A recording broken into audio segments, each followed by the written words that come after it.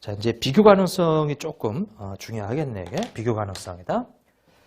자, 비교 가능성은 그 이용자들이 항목 간의 유사점과 차이점을 식별하고, 자, 항목 간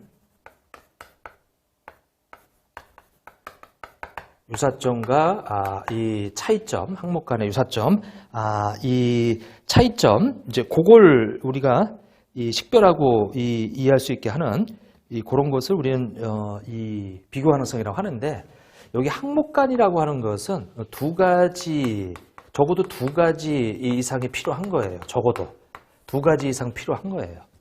그러니까 이제 두 항목 간의 어떤 유사, 그다음에 차이점을 식별하고 이해할 수 있게 하는 게 비교 가능성이니까 최소한 두 항목이 필요한 거죠.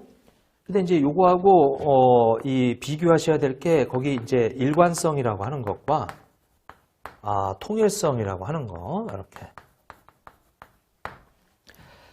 지금 그 일관성이라는 말, 이 매년 이 계속 똑같아야 된다. 계속성이죠. 일관성.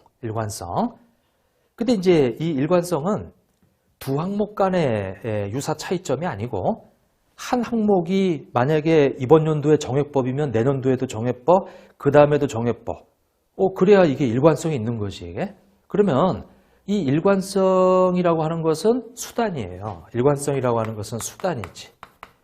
왜냐면 우리가 두 항목을 비교하기 위해서는 두 항목의 회계 처리가 우리가 각 항목별로 일정하게 회계 처리가 이루어져야 두 항목 간의 비교 가능성이 높아진단 말이에요. 이게. 그래서 비교 가능성은 일종의 목표예요. 얘는 목표. 이렇게. 얘는 수단이고. 그러니까 이제 일관성이라고 하는 것은 한 항목에서 그 어떤 회계 처리라든지 이런 것들이 이 똑같게 매년 정액법이면 내년도 정액법, 모레도 그 다음 연도도 정액법 이렇게 가야 그 이 일관성이 있는 거죠, 이게. 자, 그래서 일관성은 거기 보면 동일한 방법을 적용하는 것을 말하는 거예요. 그래서 비교 가능성은 목표고 일관성은 그 목표를 달성하는 데 도움을 준다. 이렇게. 그래서 아까 말씀드린 그런 기간 간의 어떤 일관성이 좀 있어야 된다. 그리고 기간 내에서도 같은 건설업이면 같은 방법을, 같은 회계 처리를 처리해야죠. 그래야 이제 비교 가능성을 더 높일 수가 있지, 이게.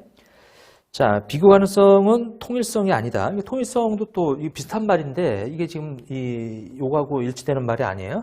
통일성이라고 하는 거, 이거는 같은 거는 같게, 다른 거는 다르게 보이게 해야죠. 그걸 통일성이라고 그래. 이게. 거기 보면 비슷한 것은 비슷하게, 그리고 이 다른 것은 다르게 보여야 한다라고 하는 거, 그것이 돼 있고. 근데 이거를 만약에 통일성 있게 해라.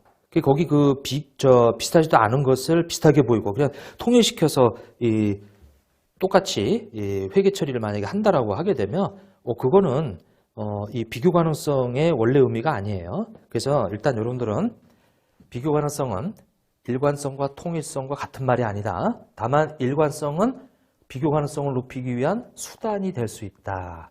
그리고 비교 가능성이 원래 항목 간에, 항목은 적어도 두 가지가 필요하죠. 그 간에 유사하거나 차이 나는 것을 찾아내는 것이 그게 비교 가능성이죠. 예. 이렇게 되겠고.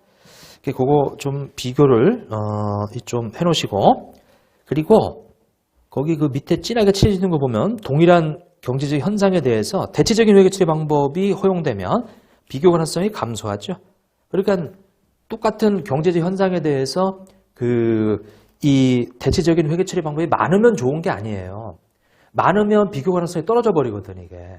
그러니까 회계 처리할 수 있는 여러 가지 이 방법이 허용되면 그만큼 비교 가능성은 떨어지는 거예요. 어떤 회사는 정액법, 어떤 회사는 정률법. 그리고 똑같은 기계인데 이 기계 장치 감가상 했는데 여기하고 당기순이익 단순 비교하는 거. 근데 내역을 보면은 이쪽은 정액법으로 감가상 했고 여기는 정률법으로 감가상 했고. 비교 가능성이 떨어지는 거예요, 이게.